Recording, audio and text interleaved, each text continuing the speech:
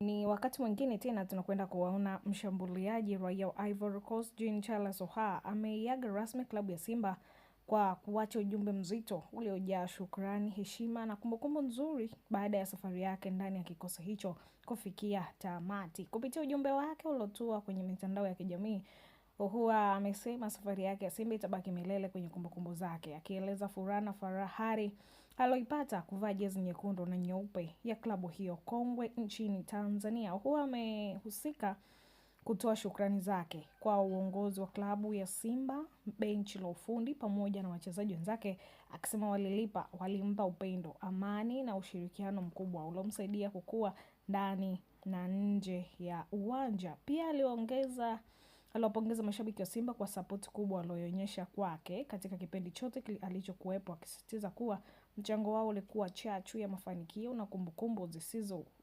sahaulika kwenye akili yake. Ninajivunia sana kuvaa jezi hii. Sura inayofuata ya maisha yangu ya soka itaandikwa kwingine, lakini heshima na mapenzi niliyopata Simba yataendelea kubaki moyoni mwangu, amesema Ahoua katika ujumbe wake mfupi mzito wenye shukrani nyingi. Lakini kuondoka kwa Ahoua kunafungua ukurasa mpya wa wachezaji huyo wa klabu ya Simba, huku mashabiki wengi wakimtakia kila laheri katika safari yake mpya ya soka ya nje ya Tanzania. Basi hiyo ndo ukurasa ambao ameweza kuandika. Ameweza kutoa shukrani, ameweza kueleza mengi, lakini kumbukumbu pia kwa ajili ya mashabiki wa Simba Sports Club.